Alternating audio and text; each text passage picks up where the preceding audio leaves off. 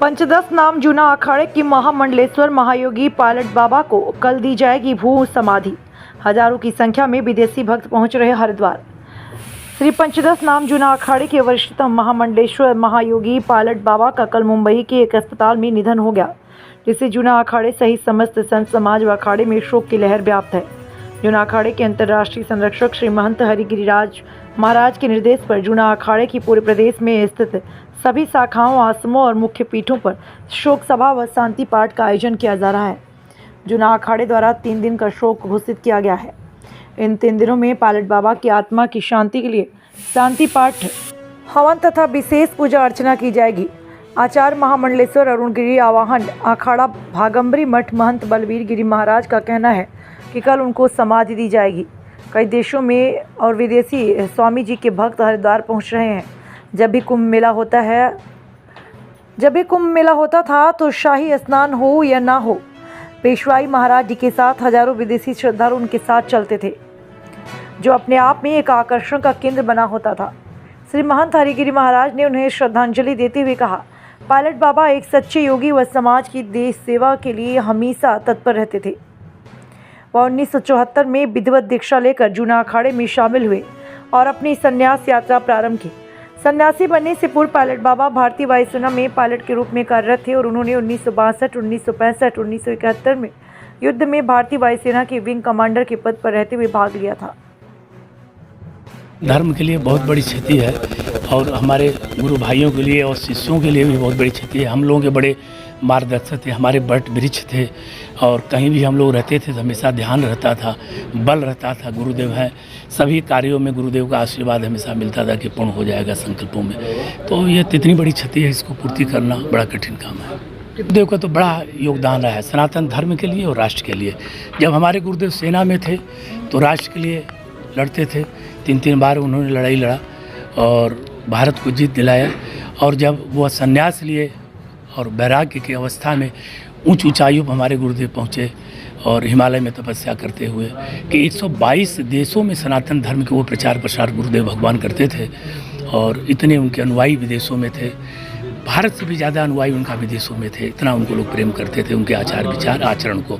और उनका जो योग विद्याएँ थी, महायोगी थे, वो योग से क्या कर देते थे वह तो हम सिर्फ मीडिया और चैनल के माध्यम से तो नहीं बता सकता हूँ।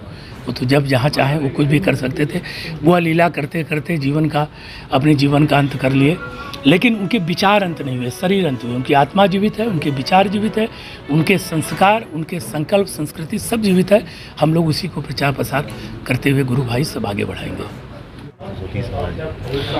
सर्वे भवन्तु सुखिनः, सर्वे सन्तु निरामया, सर्वे भद्राणि पश्यन्तु, माँ कश्चित् दुख भाग भवेत्। इस दुख से हमें माँ भगवती साधना शक्ति दे कि हमें ऐसे दुख से सहज पाएँ, क्योंकि भगवान महायोगी जी की साधना करते थे पायलट बाबा, जो बाद में महायोगी नाम से जाने लगे, क्योंकि उन्होंने योग को उस स्तर तक योग को जाना, योग के विषय को समझा, फिर पटल पे उतारा, विश्व पटल पर उतारा। 100 देशों से ऊपर लोगों को ज्ञान देना, शिक्षित करना, धर्म के प्रति, योग के प्रति उन्हें आकर्षित करना। देखिए, स्वदेश के साथ साथ में विदेशों के अंदर में भी बाबा जी का अपने आप में एक अभूतपूर्व प्रभाव रहा। पूरे विश्व में जितने भी उनके अनुयायी, उन सभी को ऐसे समय पर भगवान शंकर शक्ति प्रदान करे कि ऐसे असहनीय दुख को वो सह सके। और हम सभी के लिए तो हमारे प्रेरणा स्रोत के साथ साथ में महाराज श्री साधना का एक आभा मंडल छोड़ के गए हम सभी के लिए। आज जहाँ भी स्थानों में जाते हैं, बाबा जी के लेख आप पढ़िए तो उनसे आपको समझ में आएगा उनका व्यक्तित्व और उनकी साधना किस तरीके की रही होगी। तो ये आज वर्तमान समय में ऐसे संतों की आवश्यकता है देश को। तो वर्तमान समय में तो अपूरणीय क्षति, जिस क्षति को भर पाना बड़ा कठिन रहेगी। अध्यात्म में भगवान शंकर की इच्छा से दुर्लभ कोई महायोगी, महाहिमालय, जो स्वयं भगवान शंकर की इच्छा से अपने गणों में उनके अंश का अवतार होता है, प्रभाव होता है। जो राष्ट्र से लेकर चीन का आपको पता है कि वो जो है चीन के युद्ध में भी थे और देश के मतलब जो है 3 महीना जल में, हिमालय में जल में समाधि लगाना, भूमि में समाधि लगाना, ध्यान केंद्र में रहना। ऐसे कभी कभी दुर्लभ ऐसे महापुरुषों का कभी कभी अकल्पनीय अवतार होता है।